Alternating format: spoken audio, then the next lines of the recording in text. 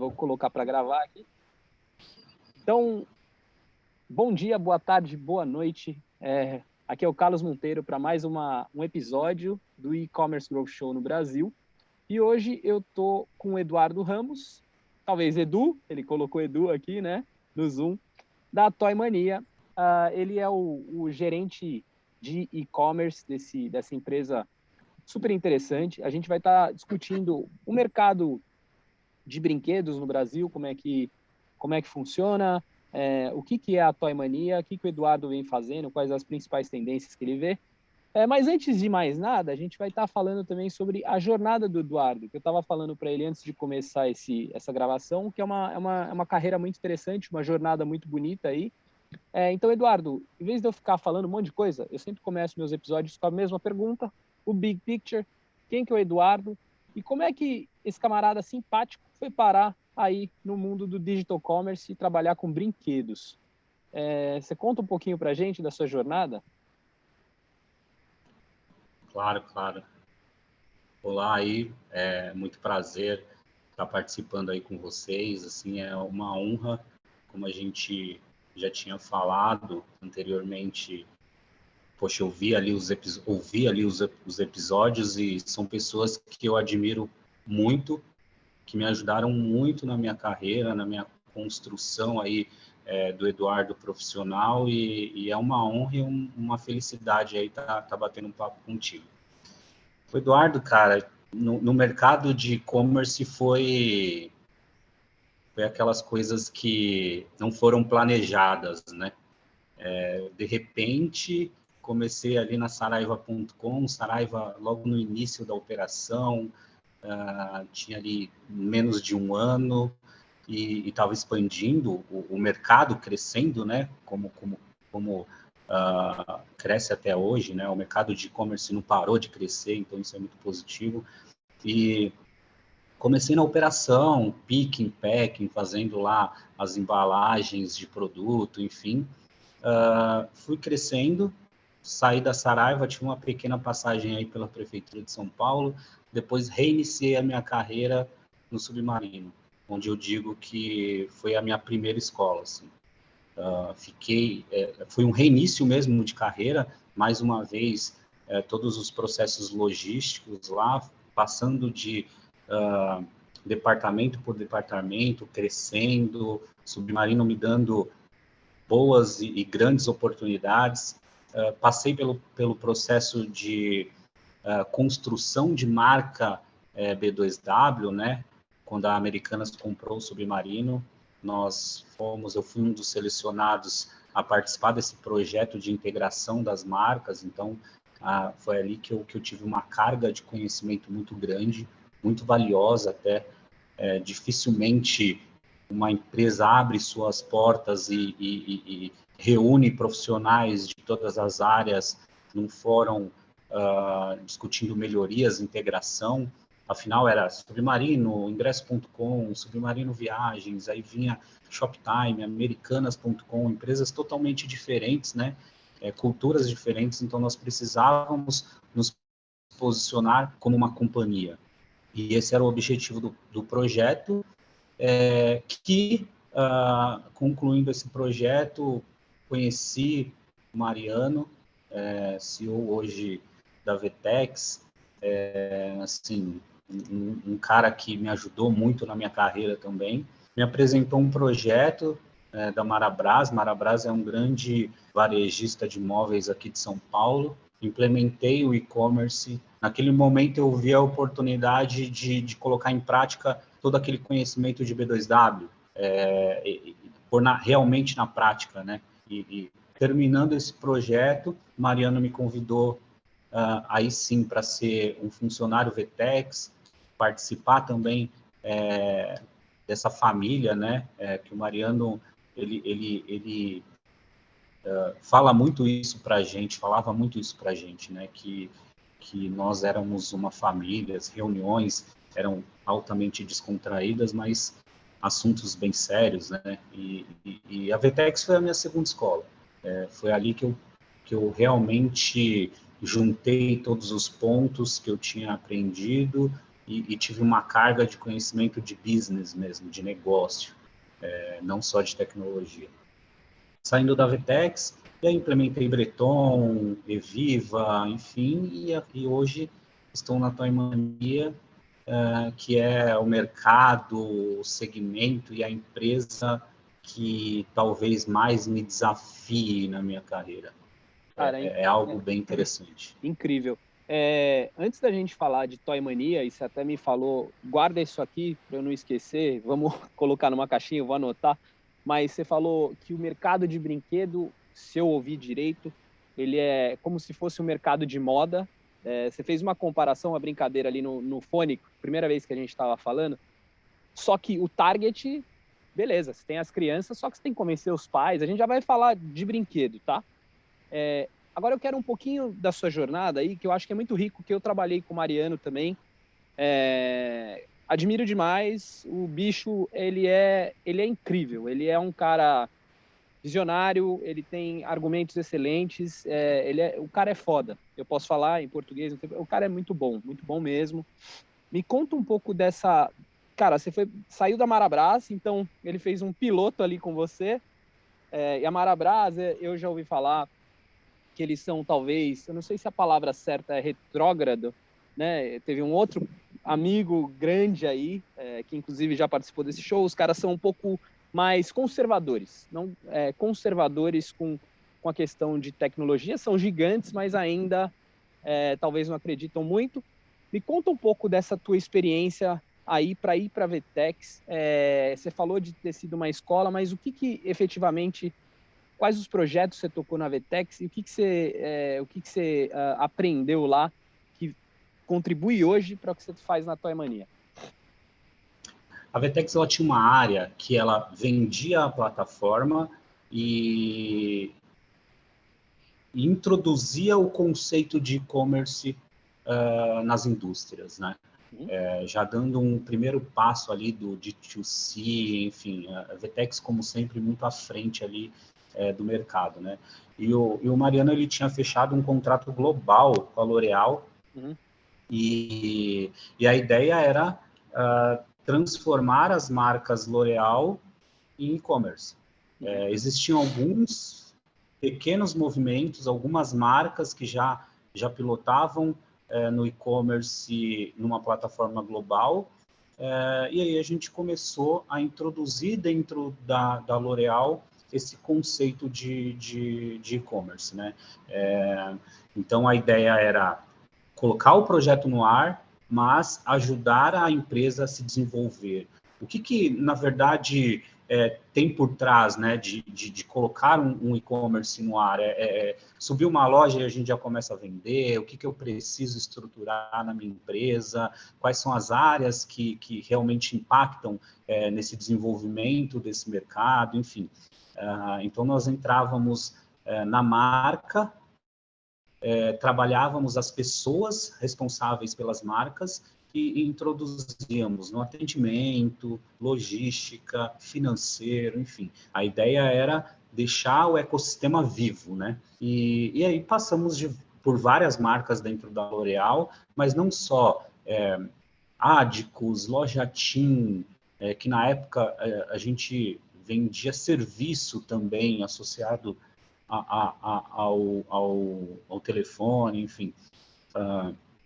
Lojas Colombo, que é Camisaria Colombo, perdão, sim. Que é uma loja de roupa aqui em São Paulo também. Conheço. Enfim, vários projetos de segmentos diferentes, mas sempre com o mesmo intuito.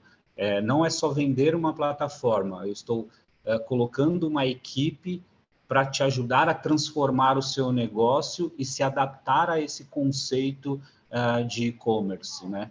Pouco se falava em omnichannel, pouco se falava em indústrias indo até o consumidor final. E a Vetex, através dessa área, a gente começava a introduzir esse conceito nas empresas. E o aprendizado com o Mariano, aliás, assim, até para fazer justiça, né? Mariano, o Alesson Cine, assim, pessoas fantásticas. Você senta numa reunião com eles, você aprende muito, muito sobre negócio. Como você falou, assim, parece que tem argumento para tudo, e são argumentos embasados, né?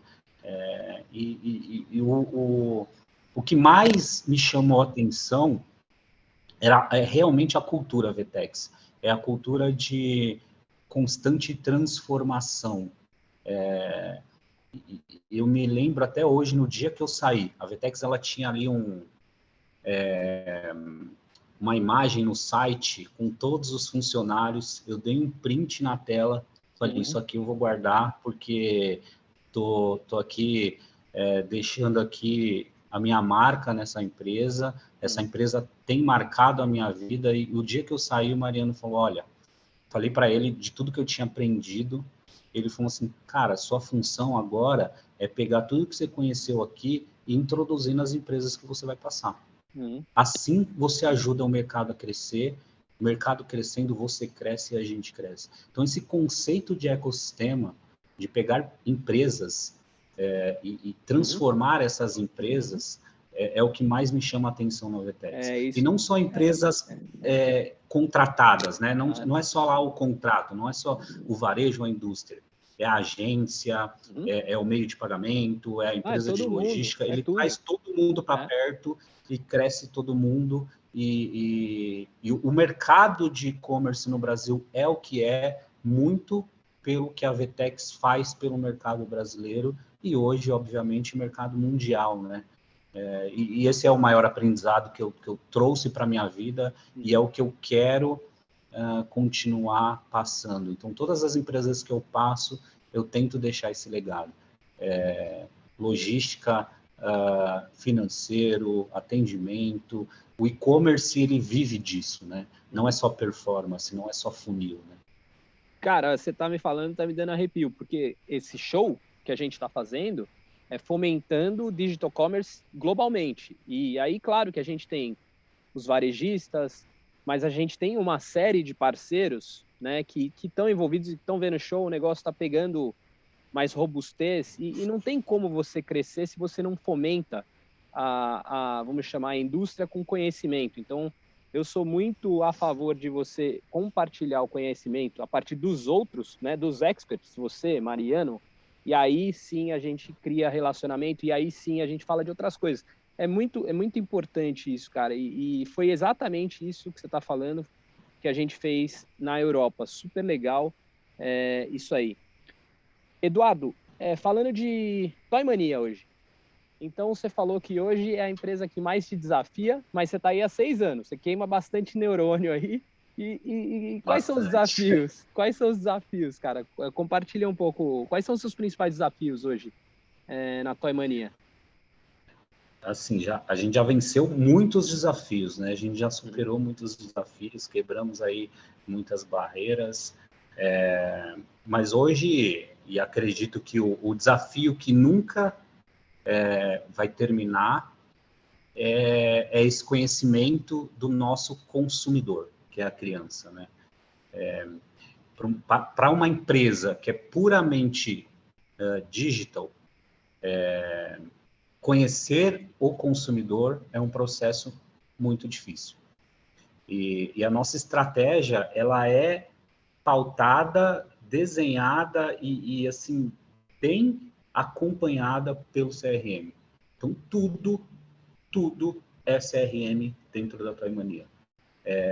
Uma navegação do cliente, o tipo da embalagem que ele vai solicitar, o tipo da entrega que ele costuma comprar, tudo é dado para a gente conhecer esse consumidor e conhecer também a pessoa que paga, né, o shopper, o pai, a mãe, o tio, o avô, enfim. Esse é o desafio constante da Toy Mania. Captar clientes de uma forma muito rápida, conhecer esse cliente também numa velocidade muito rápida, porque daqui a pouco ele cresce, o meu CRM tem que crescer junto com ele, o meu CRM tem que acompanhar as evoluções que esse consumidor tem. A criança, ela tem mudanças e ela está em formação ainda, então, em um momento, você tem que abordar o shopper, porque existe uma criança por trás de uma forma. Daqui 6 meses, a criança já não gosta daquele personagem, já não quer brincar mais com aquele tipo de brinquedo, e o seu CRM tem que evoluir. Você não pode sempre oferecer a boneca de 3 anos para uma criança que tem 7 anos. Ela começou a jornada com você comprando, consumindo uma boneca de 3, uma faixa etária de 3 anos. Porém, ela cresceu. O seu CRM também precisa passar por essa evolução. E isso serve para desenvolver produto, isso serve para atender esse consumidor, isso serve para estruturar uma campanha de performance, enfim. Esse, para mim, é o grande desafio, conhecer o consumidor, evoluir o meu CRM de acordo com o crescimento desse consumidor. E me conta um pouco do seu processo. Que você estava falando, parece que eu não estou prestando atenção, é que eu estou olhando o Insta, estou fazendo pesquisa conforme você vai falando. Estou olhando o seu Insta aqui, tem, não importa, X mil seguidores, super legal. Agora me fala do seu processo de... Como é que vocês estão no centro de São Paulo? Aliás, como é que é essa empresa? Vocês têm uma loja própria, uma loja no centrão de São Paulo e vende nacional? Como é que é um pouco do business? Antes da gente ir para a parte de marketing do shopper, Legal. Né? A Toy Mania, ela faz parte de um grupo, né? Que cresce e se desenvolve para o mercado de brinquedos. Toy Mania é mais uma marca dentro desse grupo. Nós temos o Barão Distribuidor, que é uma história sensacional, é uma empresa que começou uma lojinha na Barão de Duprá, aqui na região da 25 de março, era um atacarejo, e hoje é o maior distribuidor de brinquedos do Brasil. O único que atende a nível nacional, enfim, tem ali as suas vantagens relacionadas ao mercado. Nós temos a segunda marca, Fã Divirta-se, é uma marca de 10 anos de mercado, completa 10 anos esse ano, e o ano passado fechou o ano como a 8ª marca de brinquedos mais vendida do Brasil também. Uma marca super nova que já tem aí crescimentos bem acima do mercado. Temos a Alfanés, que é uma empresa de logística, fica em Guarulhos, 16 mil metros quadrados, mais ou menos, é uma marca que suporta todas as outras marcas do grupo, mas também que se desenvolve ali para o mercado de brinquedos, atendendo outros clientes. E a Toy Mania, que é o nosso braço B2C, é a empresa que realmente conversa com o consumidor e pode extrair aí informações diretas do nosso público-alvo aí. Nesse contexto, já é um grande desafio para a gente como Toy Mania. É uma empresa que cresceu, se desenvolveu no mercado B2B e, de repente, há mais ou menos uns 7 anos, a gente adquiriu a Toy Mania. Com isso, houve o choque cultural, a transformação em processos, tentando entender o que cada marca poderia contribuir para outra, realmente construir um ecossistema. E hoje nós temos um ecossistema completo para o mercado de brinquedos. Então, nós atuamos praticamente em todas as pontas dentro dessa jornada, desde a composição do brinquedo até a venda do brinquedo para o cliente final.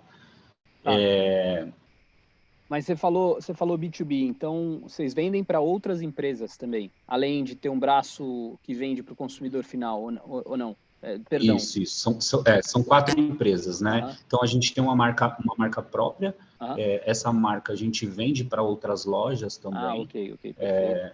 Nós temos um distribuidor de brinquedos, né? E aí nós também vendemos para outras lojas através desse distribuidor. Vendemos aí marcas super relevantes no mercado, como Mattel, Estrela, Candide e assim por diante. A Alfanés, que faz toda essa estrutura logística que realmente dá vida a tudo que a gente planeja, e aí sim a Toy Mania, que chega na ponta do consumidor final. A Toy Mania é uma loja multimarca, nós não vendemos só a nossa marca, nós vendemos marcas globais, nacionais e a Fã Divirta-se, que é a nossa marca própria. e com isso nós fechamos o ecossistema, desde a composição, como eu falei, do brinquedo ali, até a venda na ponta para o consumidor final. Muito legal. E tá tudo embaixo do seu guarda-chuva ou como é que vocês estão organizados aí, Eduardo? Não, assim, é uma empresa muito grande e a gente não teria condições de tocar toda essa estrutura, não. A gente tem aí uma equipe que lidera vários, a venda, o marketing da indústria, enfim, eu realmente sou responsável pela Toy Mania, pela estratégia digital do grupo e pelo cliente, né? A ideia era tentar colocar um nível de atendimento de consumidor final, exigência consumidor final, para atender as outras marcas também. Com isso, a gente já recebeu alguns prêmios aí de melhor atendimento no Reclame Aqui, enfim. Então, o atendimento multimarca está debaixo do meu guarda-chuva, a estratégia digital e a Toy Mania como um todo. Muito legal. Eduardo, então vamos falar um pouquinho de marca, de marketing, né? Eu acho que aquisição de clientes, essa parte de jornada aí da Toy Mania. Beleza, concordo, tenho 2 filhas. Você tem filhos? Você tem crianças? Não. Não, tem uma de 9 e uma de 7. E é muito, muito interessante. E eu, particularmente, eu vejo a minha filha, mas as duas elas têm um dom bem artístico, só que uma é bem artista e a outra é um pouco menos artista, mas as duas adoram desenho. A mais artista, ela adora assistir vídeo no YouTube, tipo de meninas, né, influenciadoras que ensinam às vezes como fazer uma unha ou ela gosta muito desses negócios depois de replicar e tal. Eu não sei se isso está associado a alguma empresa de brinquedo, às vezes eu já vi que tem empresa que patrocina essas meninas. Então eu queria assim que você comentasse um pouquinho dessa parte de marketing, de aquisição de cliente para essas diferentes jornadas, que eu acho isso incrível. Agora, eu também acho, eu vou dar a minha opinião, né, que às vezes eu vou no cinema com elas e, cara, passa umas propagandas, puta, que eu falo, meu, aqui na Dinamarca também, né, tem umas coisas que você fala, puta, era melhor não ter. É uma coisa que, né, que não agrega em nada e só tá querendo que a criança compre uma boneca e aquela coisa vazia. Mas a gente já fala disso, é uma questão mais talvez filosófica, que eu acho que é importante. Me conta dessa parte de aquisição de clientes para os diferentes estágios da criança. Como é que vocês fazem? Como é que esse processo, né? Eu acho que é uma coisa bem legal da gente falar. Bom, basicamente, quando a gente fala de uma criança de 0, né, 1 mês ali, a 3 anos, a gente fala diretamente com os pais, né? Então, são os pais que são os tomadores de decisão na compra. Vou comprar ali uma pelúcia, e a pelúcia ela precisa ter XYZ na característica, porque ela vai fazer bem para o meu filho. A tomada de decisão é 100% dos pais. A partir dos 3 anos, mais ou menos, a criança ela já começa a introduzir as suas vontades, e não só no consumo do brinquedo. Se você parar para pensar, você muda o seu carro por conta da sua criança, né? Você muda o seu estilo de viajar por conta da criança. Isso não é um processo negativo, é positivo. Sua família está crescendo e você está em constante mudança. Mas a criança, ela começa a introduzir as suas características na tomada de decisão dos pais. E na compra do brinquedo também é assim. Existe o processo de convencimento do pai, mas também existe o encantamento que você precisa gerar na criança. São as duas pontas ali que a gente precisa trabalhar quando a gente fala de um planejamento para abordar e para vender um produto que converse com uma criança. Então, existem várias estratégias, né? Muitas vezes a gente precisa ir lá para o começo do funil, captar aquele lead, conversar com os pais, dar ali um agrado ou uma dica importante pro pai no processo ali de criação dos filhos, ou como ele pode usar um brinquedo de várias formas possíveis, enfim, existe ali uma estratégia de convencimento dos pais. Unido a isso, a gente gera uma estratégia de encantamento para a criança, que aí entra muito como o brinquedo pode tornar aquele convívio mais feliz. O brinquedo ele tem uma participação muito importante na criação dos filhos, né, no desenvolvimento familiar. A gente viu isso na pandemia, né? A categoria de brinquedos foi uma das que mais cresceram. É uma categoria... até então uma categoria que não tinha tanto destaque na internet, né? Porque você pegava a sua criança, ia lá no shopping, ela escolhia, você comprava e estava tudo certo. Com as lojas fechadas, e principalmente no mercado brasileiro, que existe uma concentração de venda nas lojas que a gente chama dentro do mercado, né, os brinquedeiros, né, que são os especializados, aquelas lojas que sobrevivem vendendo brinquedo, diferente de outros lugares do mundo, que você compra um brinquedo na Target, no Walmart, enfim, aqui no Brasil, você compra brinquedo na loja de brinquedo, basicamente. E com as lojas fechando, o consumidor já não tinha aquela ponta de contato e não tinha como entreter o seu filho, né? E aí a venda de brinquedos na internet estourou, chegou numa evidência, cresceu muito, justamente porque o pai percebia essa necessidade do brinquedo na composição do dia a dia dele, né? Eu preciso fazer uma reunião, mas eu preciso entreter aqui o meu filho. Tanto que as categorias que mais cresceram foram quebra-cabeça, jogos, art and craft, crianças que gostam de arte, enfim.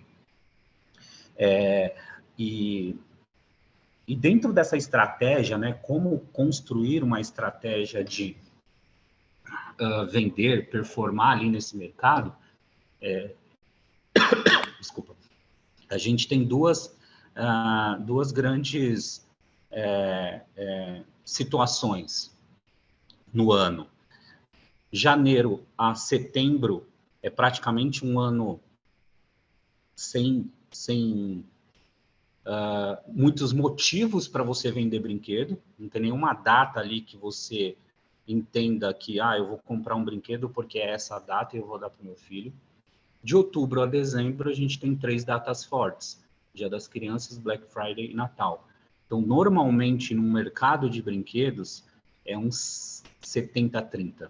Segundo semestre representa 70%, primeiro semestre representa 30%. E aí a sua estratégia de performance, ela tem que girar em torno disso. Num primeiro momento, você não tem muitos motivos para vender, então você tem que se relacionar muito bem com o seu consumidor, para que, no momento certo, você venda e essa venda não fique tão cara, né? Então, se você se relaciona bem no começo, você não tem um custo muito alto de aquisição lá no final, lá no Dia das Crianças, lá no Natal. Então, a sua estratégia ela tem que oscilar muito durante o ano. Em algum momento a gente coloca dinheiro para vender, em outro momento a gente coloca dinheiro para se relacionar com esse consumidor. Excelente. Como é que vocês me falam um pouco de relacionamento aí? Acho que a gente, hoje as conversas pararam de cada vez mais, a gente vê que, inclusive, durante a pandemia, o investimento em mídia, ele passou de mídia televisiva, né, o mídia Google, só que, ao mesmo tempo que passou, isso virou um cassino e não necessariamente se adquiriu mais clientes. Você, Fast Shop, todo mundo. Então, retenção é a palavra da vez. E como é que você me conta um pouco das suas estratégias de retenção? Vocês fazem eventos? Cara, vocês fazem live? Né? Como é que vocês retêm os clientes? É bem interessante, porque a gente só pode reter até um determinado momento, né? Diferente de, sei lá, vender celular, que a gente compra dos 17, sei lá, até os 90 anos. Então, uma estratégia de retenção ela tem um investimento curto, mas que traz benefícios durante anos. Por brinquedo, não, né? Você tem que reter, evoluir o seu CRM nessa retenção, os dados, eles também vão se realocando, né, de posição, para você abordar ele no momento certo, com o motivo correto, né? É o que eu falo, assim, não dá para eu mandar um e-mail de aniversário para você. Olá, feliz aniversário, toma aqui X% de desconto. Exato. Não, eu tenho que falar, olha, uma pessoa especial faz aniversário. Uhum. E como que eu vou saber a data dessa pessoa especial, né? Uhum. Então, o primeiro passo é sempre conhecer quem está por trás.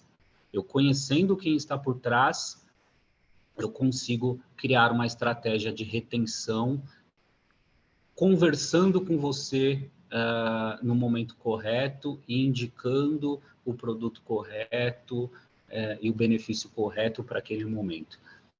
E aí vai desde... iniciamos aí algumas estratégias em relação a live também, live commerce, enfim, que não tem que ser tão commerce assim, né? Uhum. Landing page, para realmente conhecer, gamificação, tipo, vou fazer um gamezinho aqui para você jogar com a sua filha e ali eu estou captando dados, enfim, tem várias formas de a gente... parceiros estratégicos, então... O que me seriam vincular parceiros ali... estratégicos? Desculpa te interromper, mas já te interrompendo. Desde um marketplace Uhum. de nicho Uhum. até uma fintech que trabalha com mães. Que legal, olha só. Pode ser um caminho. A gente tem que... nunca fez tanto sentido você ter várias personas dentro do seu negócio e criar várias estratégias para cada nicho dentro do seu negócio, né? Hoje eu vendo brinquedo, mas eu não vendo brinquedo para todo mundo. Eu posso vender brinquedo para você, que gosta, eu posso vender brinquedo para sua filha, que é mais criativa, posso vender brinquedo para sua filha, que também é criativa, mas nem tanto quanto a outra, e aí ela tem gostos diferentes. Então, para a mesma família, eu tenho ali já 3 personas diferentes que eu posso estruturar dentro do meu negócio e abordar de forma diferente, né? Isso a gente conversando há 5 minutos sobre o assunto, né? Se a gente for entender o consumo da sua criança, o seu, e assim por diante, a gente vai entender várias situações de consumo e não só Dia das Crianças, Black Friday e Natal, né? Tem o Dia da Fantasia na escola, exato. tem o aniversário do filho do seu Amiguinho, amigo, enfim, tem várias situações onde a gente pode abordar de forma correta esse consumidor. E é um desafio, é um baita de um desafio. Algumas coisas a gente evolui de forma rápida, outras são anos para estruturar, né? Claro, claro. Cara, é incrível, assim, você vai falando, a minha cabeça vai, né? Tipo, essa questão de parcerias e desenvolvimento de ecossistema é um business unit para você. Tipo, é alguém focado. Na verdade, poderia ser mais, mas alguém focados, né? Falando português errado, mas só falando lá eu falei com o pessoal da Marisa recentemente. Cara, cheio de mãe lá, né? Fintech, o que você falou, incrível, tem um monte de pais ou mães. E aí é entender como é que você vai fazer esse chamado, né? Esse call to action para se encaixar naquele momento da vida daquela pessoa, né? E ali você vai Esse é ter, o mais né? desafio. Esse é o Cara, mais difícil. mas é interessantíssimo, é interessantíssimo. Influenciadores, vocês usam? Vocês trabalham também? Também. E aí, obviamente que hoje no Brasil, recentemente aí a Play lançou uma pesquisa. Play é uma instituição que gera pesquisas aí, principalmente para o mercado de brinquedos, que, assim, é absurdo o poder de influência que tem um influenciador no Uhum. consumo do brasileiro, né? Sim. Eu não me recordo aqui o número exato, mas assim, ele é muito maior do que outros países. Uhum. Não me E pergunte por quê, assim, enfim, não, acho que tem a ver com acontece. nosso comportamento de social media no Brasil. O Brasil, acho que eu vi uma pesquisa, não da Play, mas acho que o Brasil é o terceiro país que mais consome social, cara. Então você tem Indonésia, uma coisa assim, que é 4 horas. O Brasil tá ali em todas as mídias lá pelas 3, sabe? Ou 2 horas e 50, uma coisa bizarra. Então as pessoas ficam muito tempo ali, consumindo conteúdo. Vamos falar assim, consumindo conteúdo, né? De tudo. Então, acho que realmente faz sentido. E aí a gente sim trabalha com influenciadores, e aí também entra muito a questão da parceria e da construção de ecossistema, né? Uhum. Não só indo diretamente como Toy Mania, mas usando as marcas também do mercado, se associando aí com licenças, enfim. Acho que não tem como hoje a gente não ter uma estratégia mesmo que mínima com algum influenciador. E cada vez mais a gente vem entendendo que você não precisa ter o influenciador, né? Você não precisa ter o embaixador da sua marca, né? Você Sim, precisa gerar influenciadores, você precisa ter embaixadores, né? concordo. Então, micro-influenciador, Seu muitas cliente, né? vezes o seu cliente pode ser um influenciador da sua marca, e isso é um processo a longo prazo. Uhum. Essa relação você não cria mandando um brinquedo lá para o cara e falando, abre aí e fala sobre, enfim. Tem muitos aspectos que a gente precisa entender dentro dessa jornada de consumo que a gente pode envolver um influenciador. A gente recentemente fez uma semana quase completa aí de lives com pessoas relacionadas ao nosso mercado, né? Então, desde um colecionador, né? E aí a gente criou ali uma semana praticamente para entender como o brinquedo ele pode interferir em vários aspectos da sua vida. Então, o colecionador, por que ele cria essa identidade com o personagem e faz levar ele a ter lá vários produtos daquele personagem que ele curte. Como uma educadora usa o brinquedo para elevar o nível da sua aula, como uma psicóloga usa o brinquedo para conhecer o comportamento da criança e desenhar uma estratégia aí de relacionamento nas sessões com a criança. Enfim, a gente foi pegando vários influenciadores Uhum. para entender onde o brinquedo se encaixa em cada quadro da vida da pessoa. E isso, assim, foi... E a gente usou bem a semana da Abrim, que é uma semana da nossa feira de brinquedos, né? A Uhum. feira que acontece aqui no Brasil, hoje maior da América Latina, que é o momento de geração de conteúdo Uhum. relacionado a brinquedo. Ali a gente conhece as grandes novidades que nós vamos ter durante o ano, enfim. Então a gente linkou essa feira e criamos ali uma semana de conteúdo para abordar o brinquedo não comercialmente, mas o brinquedo como um apoio para a sua vida e para a vida do seu filho, né? Incrível. Eu tenho duas perguntas para finalizar.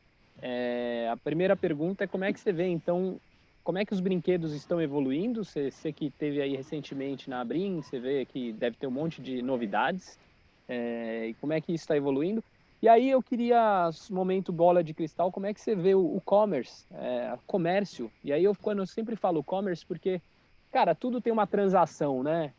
Você passa o cartão em tudo, não importa, tudo bem, vamos tirar o B2B, mas também é commerce, a gente tem o B2C, também é commerce, então como é que você vê o commerce evoluindo, quais são os próximos passos, o que você acha que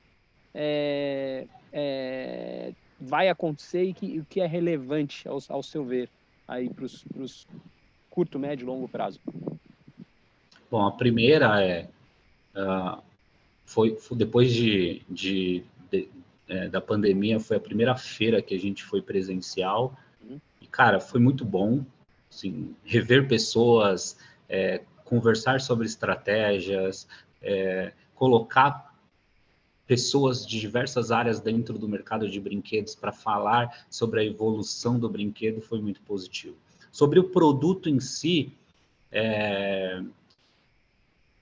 vem bastante inovação por aí, gostei do que eu vi na feira, acho que a gente tem marca aí para todo tipo de consumo, então marcas que criaram a sua estratégia fazendo o preço de trás para frente, quanto o consumidor está disposto a pagar? X, então eu vou desenhar um produto para esse X. Marcas que trouxeram inovação, então é para aquele consumidor que quer sempre as novidades.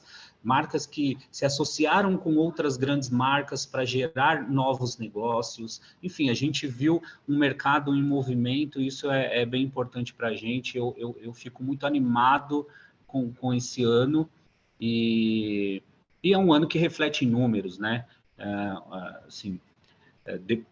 A gente, no período de pandemia, o mercado de brinquedos, pela concentração lá do brinquedeiro e etc., sofreu bastante, né? O crescimento na internet não supriu a compra que era feita nas lojas físicas e etc. Então, a gente vinha sofrendo anos bem difíceis, e esse primeiro TRI de 22 foi sensacional, assim. A gente cresceu de forma, assim, bem exponencial, e foi a primeira vez que a gente cresceu contra 2019. Legal. 2019, então, a gente passou por 2 anos de pandemia, e a gente conseguiu crescer contra o nosso melhor ano antes de pandemia. Isso são notícias, assim, bem importantes para a gente, e que coloca todo mundo no ritmo do crescimento novamente, que é o que o mercado precisava aí daqui para frente. Sobre futuro, né, é difícil a gente falar, mas o que eu vejo é que cada vez mais o consumidor ele precisa realmente estar na pauta do seu negócio. As tomadas de decisão na sua empresa precisam partir do que o consumidor precisa para aquele momento. Desenhar uma estratégia com foco no consumidor é diferente de fazer tudo que o consumidor quer, né? Você entender o que ele quer e adaptar a sua empresa para chegar nesse nível. E aí, o checkout é o que menos importa, né? Onde ele vai passar o cartão é o que menos importa. Acredito muito que grandes empresas puramente digital vão surgir e vão fazer um estrago no mercado, vão trazer uma realidade que ainda a gente não vive no Brasil, mas acredito muito que a sinergia entre os canais ainda é o principal ponto. É o que você falou, é e-commerce. Não é loja física, não é D2C, não é B2B, não é B2C, enfim, é e-commerce, né? E aí, o consumir a sua marca e chegar a pagar na sua loja, cada vez mais se torna um processo difícil. A jornada ela já é complexa e ela vai continuar evoluindo para esse nível de complexibilidade, e o consumidor, ele cada vez mais exige uma qualidade e um nível de excelência muito grande. Eu vejo que no Brasil, diferente um pouco ainda do que acontece em outros lugares, o nicho tem o seu espaço, vai continuar crescendo e vai continuar dando respaldo para esse mercado, seja no mercado de brinquedos ou em qualquer outro mercado. E aqui, a competição dos grandes players, ela é bem acirrada, né? A gente tem ali 6, 7 grandes varejistas que brigam pelo topo. Isso é muito saudável para a gente. Isso acelera muito o crescimento, né? E a gente, como empresa de médio porte ou empresa de nicho, a gente tem que seguir esse ritmo. Só ter o produto não é 100% certo que você tenha sucesso. Você tem que ter o produto associado a um nível de serviço muito grande. A gente até brincava, né? Vamos falar de performance, vamos falar de logística, e aí eu até fiz uma brincadeira ali que nunca a logística foi tão performance quanto é hoje, né? Com certeza, E-commerce é logística pura, né? Pura. Muito legal, muito legal. Pô, Eduardo, cara, que incrível. Eduardo Ramos, Toy Mania, muito obrigado, Eduardo. Se o pessoal quiser entrar em contato com você, qual que é o melhor caminho? Você pode deixar os contatos aí? Posso sim. LinkedIn, né? Acho que a gente gera bastante negócio por lá, cria várias conexões interessantes, então só buscar Eduardo Ramos de Carvalho.